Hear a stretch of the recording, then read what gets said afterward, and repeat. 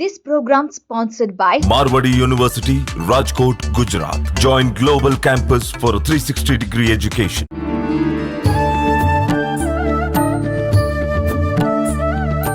నమస్కారం, welcome to I dream. ధర్మ మార్గం కార్యక్రమానికి స్వాగతం. నేను మీ విజిత.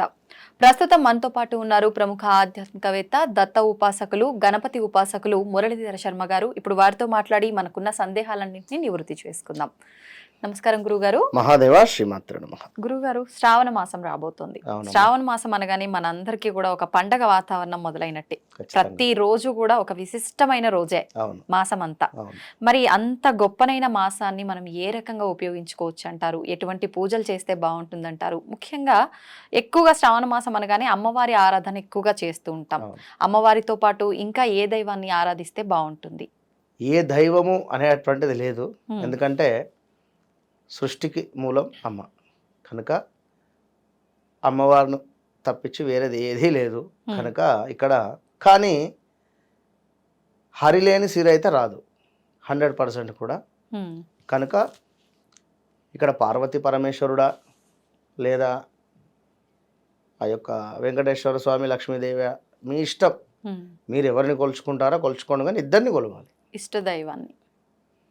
ఇక్కడ మనకు విశేషంగా శ్రావణ మాసం అంటేనే ఇంట్లో ఉండేటువంటి స్త్రీలకు ఎంతో కూడా విశేషకరమైనటువంటి రోజులు ఇవన్నీ కూడా. ఇంకా భర్తలకు కొంత ఇబ్బందికరంగా ఉంటుంది. ఎందుకు అంటే వీరి పూజా విధానాలకు కానీ, వీరి పూజలకు కానీ, లేదా వారి టైం టేబుల్ మ్యాచ్ కాకనో, వారి ఆఫీస్కి వెళ్ళేటువంటి పరిస్థితులలో వీరు టెంపుల్లోకి ఉండడమో, లేదా టెంపుల్లో విడిచిపెట్టి వెళ్ళడం కానీ, ఇలా మేము ఎందుకంటే చూస్తూ ఉంటాం కదా టెంపుల్లో. కనుక పర్వాలేదు. మొత్తం మీద ఏమిటి అంటే మనకు సోమవారాలు, మంగళవారాలు, శుక్రవారాలు కూడా విశేషం. ప్రతిరోజు విశేషమే. అయితే ఇక్కడ సోమవారాలు అన్న ఈశ్వరునికి, మంగళవారాలు అన్నా కూడా మనకు అమ్మవారికి, శుక్రవారాలు అన్న అమ్మవారికి ఎక్కువగా విశేషం. కనుక ఇక్కడ ముఖ్యంగా మీరు ఎవరైతే కర్మ సమృద్ధి ఎంచుకోవాలి అనుకుంటున్నారో, అంటే క్రియేట్ గుడ్ కర్మ, ఒకటే మాట నేను చెప్తున్నా. ఈ యొక్క శ్రావణ మాసంలో మంచి కర్మను మీరు తయారు చేసుకోండి.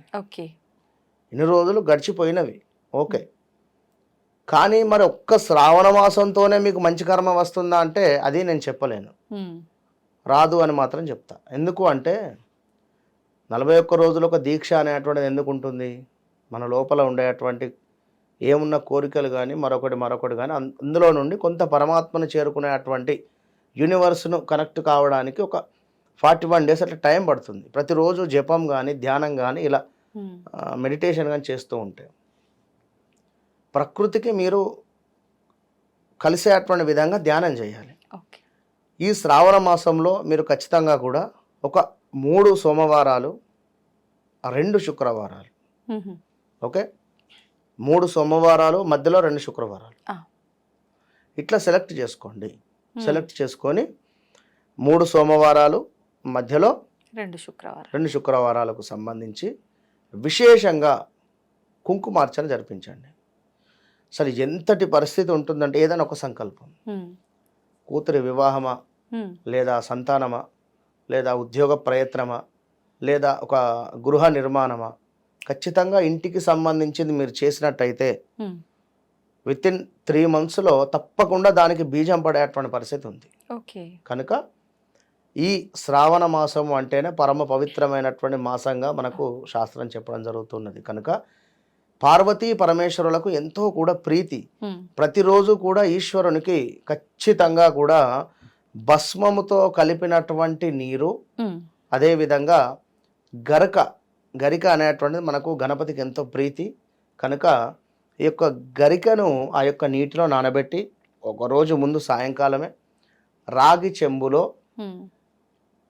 సాయంకాలము నీరు పోసి అందులో కొంత గరక వేసి భస్మాన్ని వేసి మూత పెట్టేసి ఉదయం చక్కగా కూడా స్నానాది కార్యక్రమాలు చేసుకొని ఇంట్లో పూజ అయిపోయిన తర్వాత ఈ చెంబును తీసుకొని దేవాలయానికి వెళ్ళి ఈశ్వరుని మీద అభిషేకం చేయండి.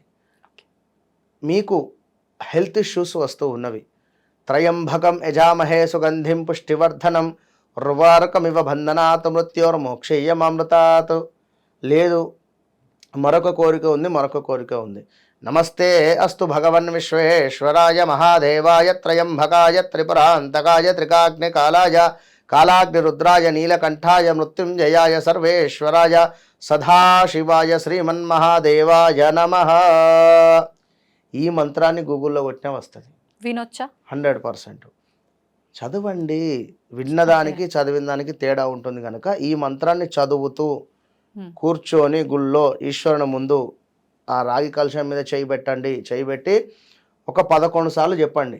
ఆ మంత్రం కానీ ఈ మంత్రం కానీ చెప్పి ఆ చెమ్మును తీసుకొని అభిషేకం చేసి చక్కగా కూడా అభిషేకం చేసిన తర్వాత వచ్చే ఆ ఈశ్వరుని దగ్గర నుండి వచ్చేటువంటి ఆ యొక్క నీటిని చక్కగా కూడా తీసుకొని ప్రసాదంగా స్వీకరించండి. ఓకే, విన్నారా? ఇట్లా 3 సోమవారాలు 2 శుక్రవారాలు చేసుకోండి.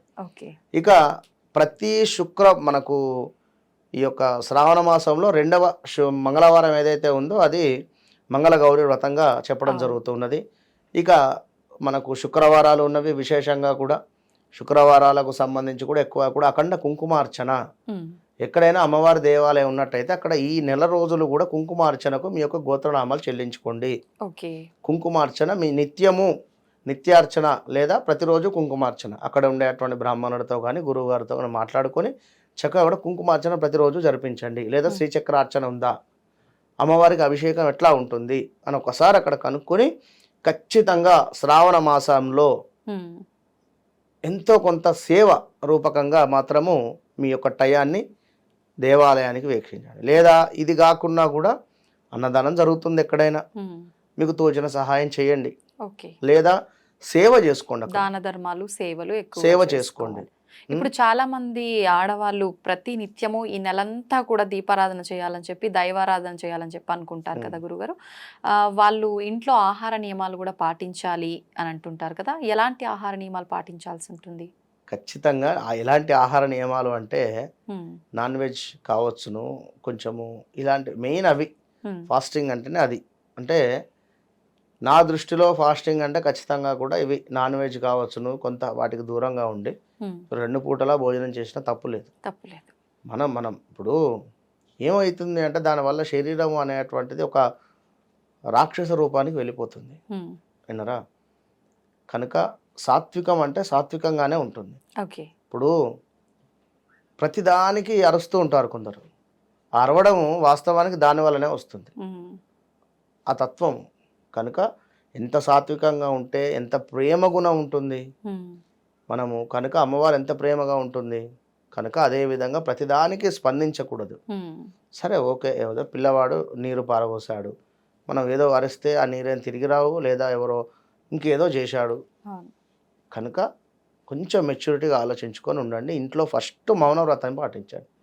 ఈ శ్రావణ మాసం మొత్తం మీరు దేవాలయానికి వెళ్ళకున్నా పర్వాలేదు, కానీ ఇంట్లో గొడవలు, ఈ చికాకులు, ఇక్కడి అక్కడ అక్కడి ఇక్కడ వీరికి గొడవలు పెట్టియడం వారికి గొడవలు పెట్టియడం కాకుండా ముఖ్యంగా మనసులో ఒకటి బయటికి ఒకటి అలా ఉండకుండా ఎదుటి వ్యక్తిని మర్యాదపూర్వకంగా మాట్లాడుతూ కొంత వారికి కూడా గౌరవం ఇస్తూ మనము గౌరవం స్వీకరిస్తూ ఉండాలి.